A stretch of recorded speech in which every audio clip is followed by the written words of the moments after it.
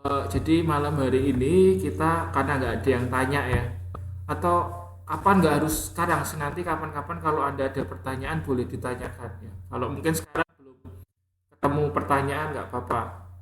Terus tanya apa aja nggak masalah ya, nggak usah takut. Ah pertanyaan tuh nggak bermutu nggak mungkin ya. Misal ada anda nggak ngerti ada istilah apa gitu kan ya, anda mau tanyakan boleh. Pasti bermutu lah, nggak ada pertanyaan nggak bermutu. Oke, karena sampai hari ini nggak ada pertanyaan kan yang diposting. Terus kemarin ditanyakan Mbak siapa ya? Mbak Yuli ya kalau nggak salah ya. Mengenai Mbak Kiko ya, tanya Miller and Orr itu ya. Dan saya nggak ketemu kenapa itu jawabannya bisa 8,45 itu saya nggak ketemu juga. Nggak ketemu karena apa? Karena eh, karena itu masalah kalkulator saya itu nggak bisa ternyata dipakai buat pangkat sepertiga. Jadi kesimpulannya saya minta injury time untuk mencari jawaban yang halaman 3.7 itu loh Mbak. Halaman 3.7 kan kemarin itu sudah sempat kita bahas mengenai apa, anggaran kas itu kan. Jadi eh, atau manajemen kas. Nah sebetulnya yang penting dari manajemen kas itu terkait dengan itu loh apa, kok itu apa, pengalokasian dana kas ya terutama ya, karena kita ngomong tentang kas supaya tidak terlalu banyak dan tidak terlalu sedikit.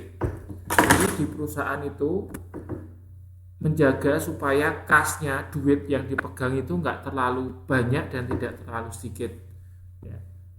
Jadi itu terkait dengan manajemen kas. Pertanyaan selanjutnya gini, coba Mbak Ropiah atau teman yang lain ya, kenapa sih perusahaan itu harus menjaga supaya tidak boleh terlalu banyak dan tidak boleh terlalu dikit? Alasannya apa?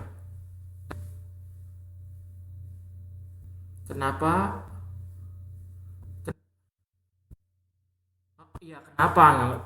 Loh sekarang ya memang yang berlebihan itu nggak bagus. Betul itu itu umum banget. Tapi kenapa alasannya? Kenapa kok perusahaan itu kalau nyimpen duit cash terlalu banyak nggak baik, itu apa alasannya?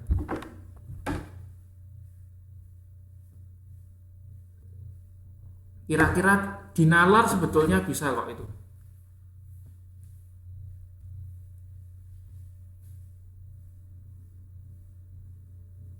Loh, Mbak Alif kok ngamuk nih, mutung. Dia pergi langsung. Harusnya tadi sudah bisa dengar dia. Oke, alasannya gini Mbak, kenapa nggak boleh terlalu banyak? Kalau perusahaan itu dia terlalu banyak uang kas, artinya apa? Artinya dia banyak pegang uang. Nah, kalau banyak pegang uang artinya uangnya itu nggak muter, ya kan? Nggak muter kan, karena dipegang tok gitu ya. Nah, kalau uang nggak muter berarti untung nggak? Dapat untung nggak perusahaan? Enggak kan, karena cuma dipegang di tangan aja kan, nggak diputar. Nah itu jadi kalau terlalu banyak uang kas itu juga nggak baik. Ya, itu menandakan bahwa perusahaan itu produktivitasnya ya untuk memutar apa uangnya itu sangat rendah. Jadi profitability rasionya sangat rendah. Nah, lalu jadi itu nggak baik ya. Nah itu kalau terlalu banyak, kalau terlalu sedikit pun juga nggak baik. Kenapa alasannya?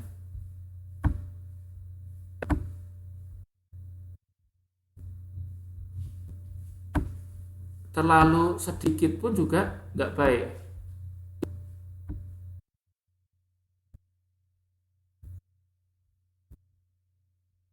Kenapa Mbak? Nah sekarang kalau Anda mau ngomong dipencet yang gambarnya Mike itu. Soalnya kalau nggak dipencet yang gambarnya Mike, eh, nggak kedengeran saya. Terus habis kalau sudah selesai ngomong dipencet lagi yang gambar Mike itu. supaya suara saya nggak feedback. Tadi Mbak Yuli mau tanya tuh kayaknya tuh. Coba Mbak Yuli dipencet dulu yang gambar mic. Yang gambar kayak mikrofon itu diklik gitu kan. Baru bisa ngomong.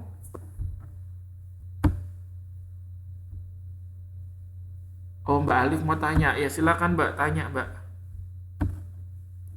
Oh ya, tadi belum selesai ya. Kenapa terlalu banyak terlalu sedikit nggak baik? Nah, ini juga bisa di logika ini. Kenapa kok perusahaan kalau duitnya terlalu sedikit itu nggak baik? Alasannya apa? Kira-kira apa?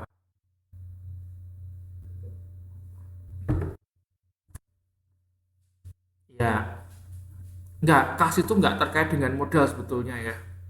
Kas itu sebetulnya kita pakai untuk kegiatan operasional, operasional sehari-hari. Jadi bukan kita ngomong modal gitu. Itu lain lagi sebetulnya. Oke, kalau kita ngomong operasional, kegiatan operasional perusahaan yang paling apa ya, paling sering terjadi itu kegiatan utang piutang, ya kan? Jadi kalau jual barang terus belum dibayar itu kan dari kita punya piutang gitu kan. Ada juga kita beli misalnya bahan pokok gitu ya, bahan baku, kan tidak selalu kalau kita beli itu kan cash. Kadang kita belinya bayarnya nanti, atau istilahnya kita punya utang gitu ya. Nah, utang itu kan artinya tanggung jawab ya, kewajiban kan, dan harus dilunasi, harus ditutup. Nah, suatu ketika kalau misalnya nih jatuh temponya datang, jadi kita ditagih, nah, lalu kita nggak ada duit cash, bisa kebayang nggak gimana? Apa yang akan terjadi?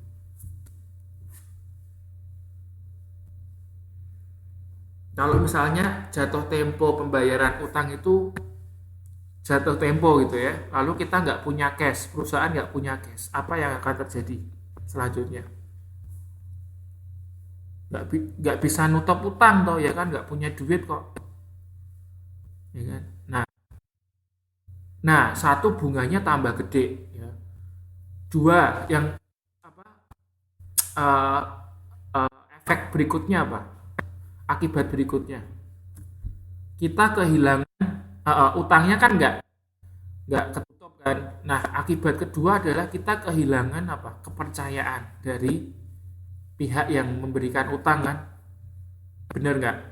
Ki perusahaan ini naik utang bayarnya susah gitu ya. Sesok meneh nggak usah diutangi gitu ya. Besok lagi nggak usah diutangi.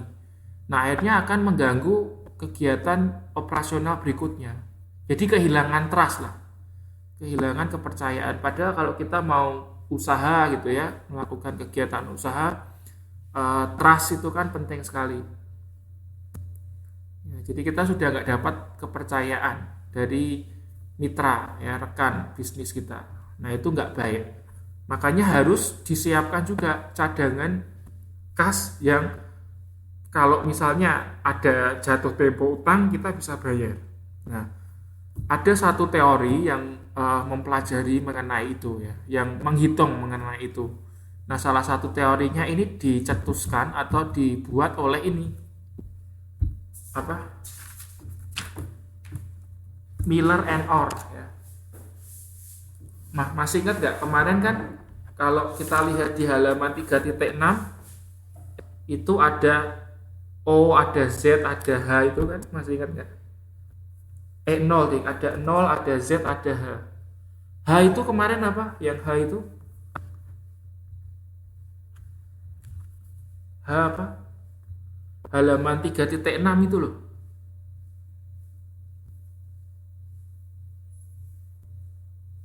H H plus itu, H itu batas maksimal. Jadi uang cash yang dipunyai perusahaan itu batasnya segitu ya, nggak boleh lebih. Kalau Z apa?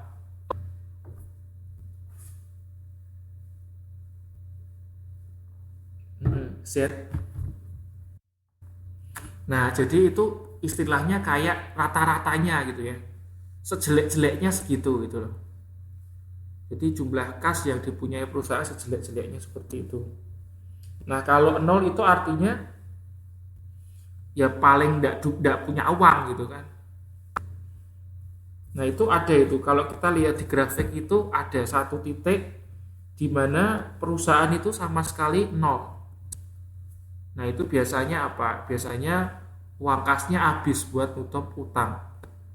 Nah, tapi kan hari berikutnya, waktu berikutnya ditambah kan, kasnya itu bertambah lagi. Ya bertambah mungkin ada yang bayar utang gitu ya, bayar utang ke perusahaan kan berarti kas kita tambah. Nah, seperti itu. Nah, ini ada rumusnya itu kan. Jadi rumusnya kalau kita pingin eh, pingin menentukan jumlah kas yang diinginkan itu gimana rumusnya itu? Z sama dengan 3 dikalikan O, ya. O itu terkait dengan biaya tetap untuk melakukan transaksi. Ya, biaya tetap dalam transaksi itu misalnya apa ya? Eh, Misalnya sebut saja kalau misalnya kita pembayaran lewat lewat bank gitu kan. Nah, kalau kita pembayaran lewat bank itu kan ada biaya itu. Ya kan? Misalnya biaya clearing, ya kan, atau biaya administrasi apa. Nah, itu kita kategorikan sebagai biaya tetap. Terus dikalikan dengan varians, ya, varians arus kas bersih harian. Nah, ini adalah suatu ukuran penyebaran arus kas. Jadi boleh dikatakan itu semacam range ya, range jarak. Jadi kalau perusahaan itu kira-kira dalam satu periode operasi ya, itu dana terbanyaknya berapa, dana terendahnya berapa. Nah, terus kita lihat variansnya. Oke. Terus dibagi 4I, bunga harian untuk investasi pada sekuritas. Jadi ini bunga. Nah, pastinya ini rumusnya munculnya nggak ujuk-ujuk, nggak tiba-tiba. Pasti Pak Miller dan Pak Orr ini melakukan penelitian ya. Lalu dari penelitian itu dia olah gitu ya, datanya dia olah, lalu muncullah angka-angka ini, rumus ini. Jadi kalau misalnya tanya ya, Mbak Ropiah tanya, "Loh Pak, itu kok ada angka 3, kok ada muncul angka 4, lalu kok bisa dikalikan sepertiga, sepertiga itu dari mana?" Nah, pastinya ini sudah dilakukan penelitian sebelumnya ya, oleh Bapak Miller dan Bapak Orr. Ya, dari data-data itu kan, dari data-data perusahaan di seluruh dunia dia kumpulkan, lalu dia olah ya. Biasanya ini pakai pakai software ya, pakai aplikasi di komputer macam-macam nih, ada SPSS, ada Amos, ada apa lagi tuh, ya macam-macam lah pokoknya ya. Nah, itu akhirnya kemudian muncul rumus ini. Nah, seorang profesor biasanya yang sudah lulus S3 itu ya, nanti mereka bukan, belum, kalau lulus S3 itu belum. Kalau misalnya mau mendapatkan gelar profesor, mereka itu harus menghasilkan rumus. Jadi harus punya rumus satu baru dia bisa didapat gelar sebagai profesor. Nah, ini jadi Pak Miller dan Pak Orr ini pasti dia sudah mendapatkan gelar sebagai seorang profesor.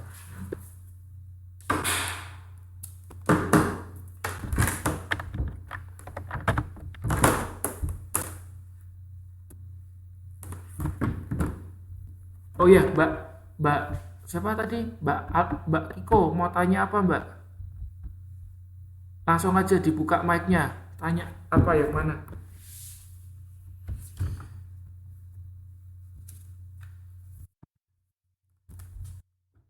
Oh ya. Coba dikirim, Mbak. Saya dikirim lagi, Mbak. Oh, barusan dikirim ke www www. Oh ya. Oh ya ya ya, oke oke oke.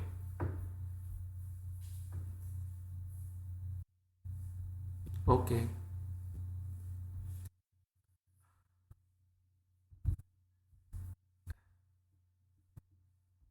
Ah, Alamat nomor berapa?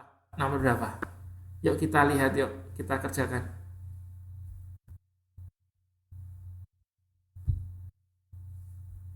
Tiga. Nah, yuk kita coba sama-sama lihat nomor tiga ya.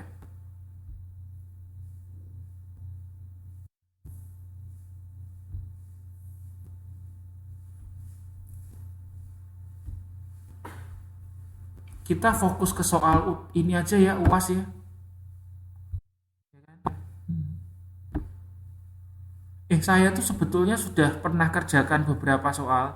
Belum semua sih, tapi ya kira-kira hampir 60% saya sudah kerjakan. Nanti saya cari itu jawaban saya.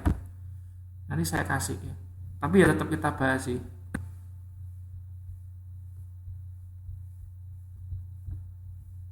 Mbak Kiko, temennya mana kok nggak datang?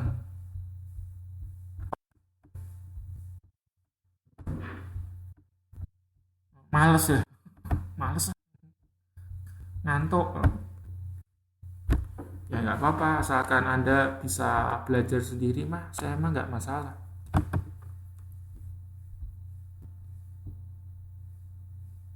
Halaman berapa itu? Yang Miller itu?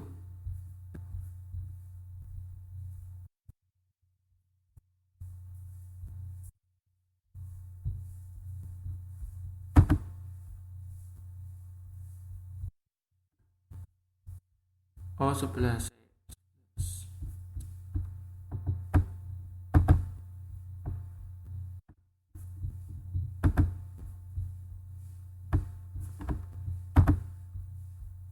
11, 11.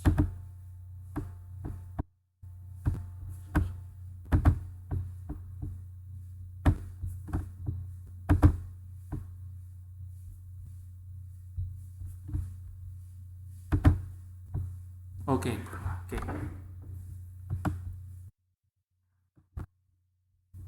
Iya, nggak ketemu tuh. Sebentar, saya perlu download apa kalkulator yang lebih canggih.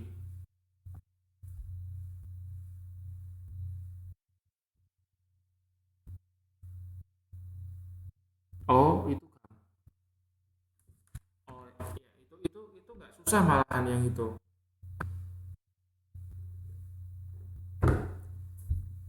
Oke, kita baca ya halaman nomor 11.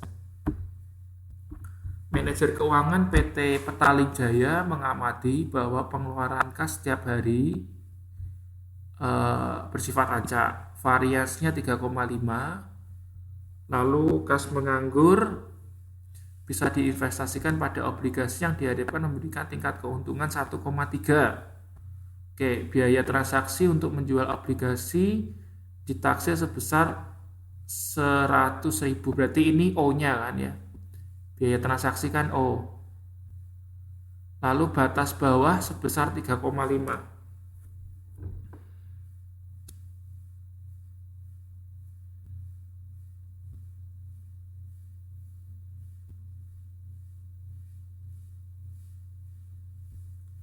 Terus habis itu dengan menerapkan model, oke, kita masukkan ke rumusnya langsung.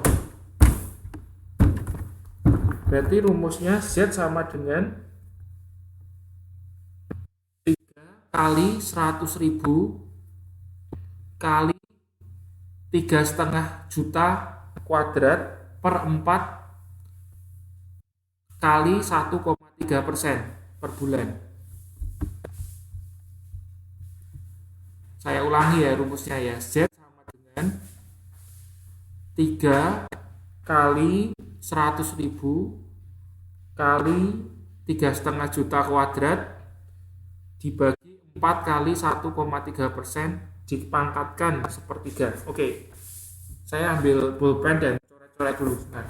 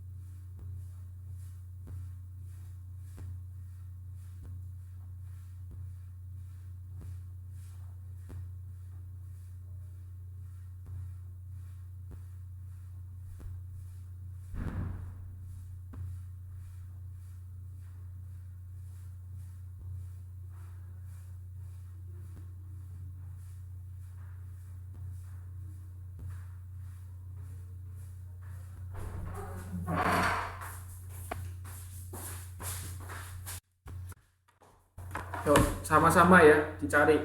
Z sama dengan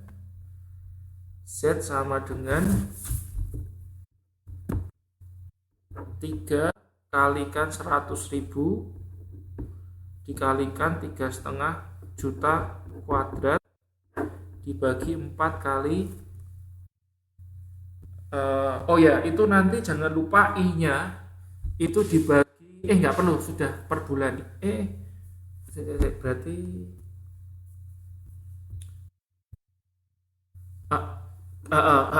itu dibagi 30, berarti kan 1,3 dibagi 30. Jadi kalau diketahui per tahun dibagi 1,365 kan. Kalau diketahui per bulan berarti dibagi 30. Terus dikalikan sepertiga. Oke, dihitung dulu. Saya juga ngitung.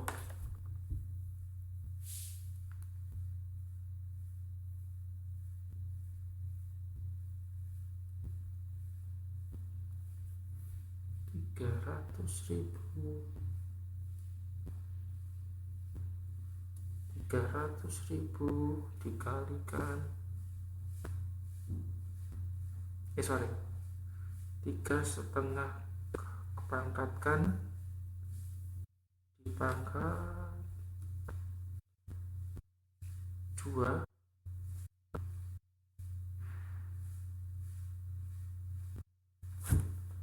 terus habis itu dikalikan 3 dikalikan 100.000.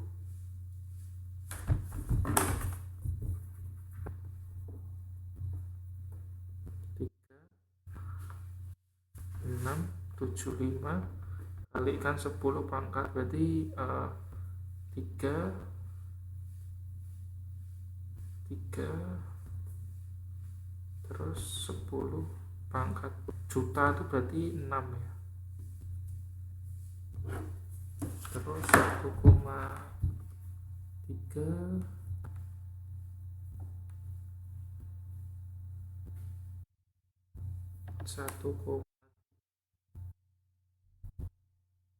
nggak apa-apa, tapi nanti jangan lupa 10 pangkat 6 karena juta itu kan berarti 10 pangkat 6 kan. Tahu nggak? Jadi nanti 10 pangkat 6 nya jangan lupa. Boleh kita hitungnya 3,5 kuadrat. Berarti 6 nya itu dipangkatkan kuadrat ya, berarti 12 jadinya. Jadi 12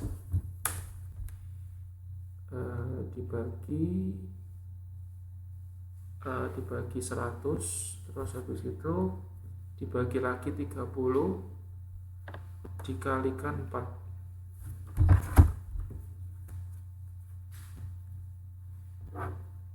Berarti 1,73 kali 10 pangkat min 1,233.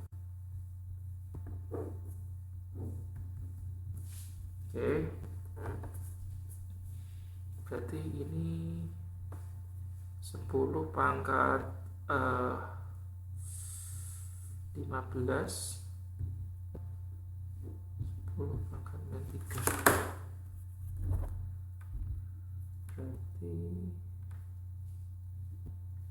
3,675 dibagi 1,73 ketemunya 21,24,8 itu nggak apa-apa.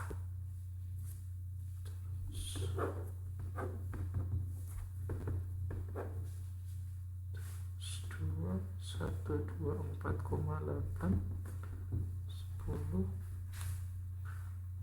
12.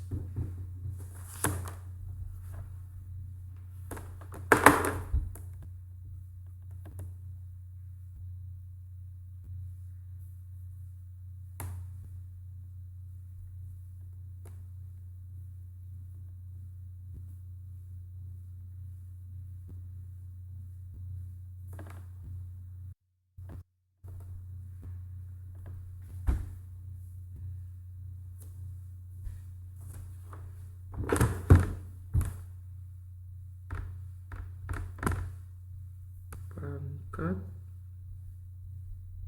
enggak kali 10 pangkat 20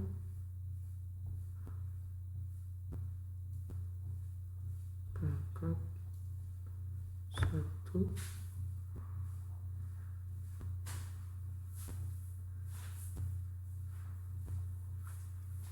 gini aja atau 0,33.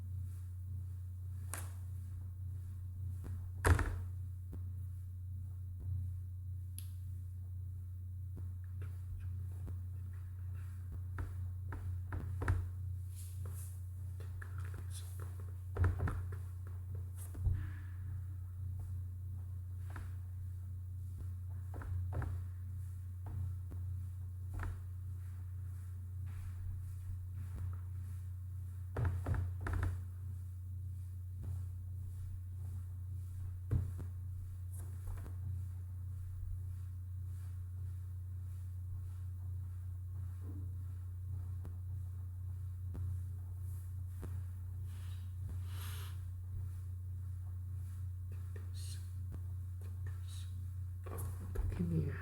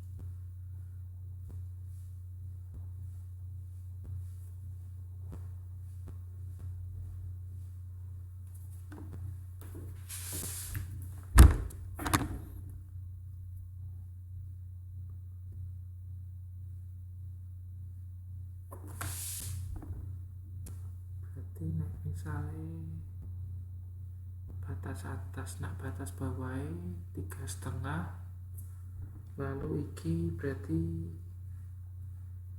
3 Z ya.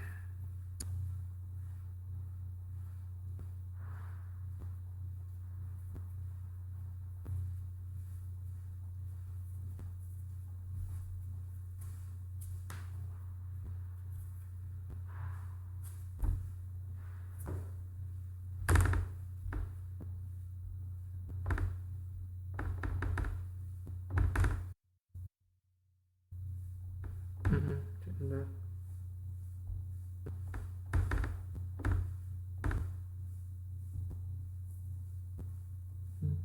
Dibagi 4 dibagi 0,00173, terus ditambah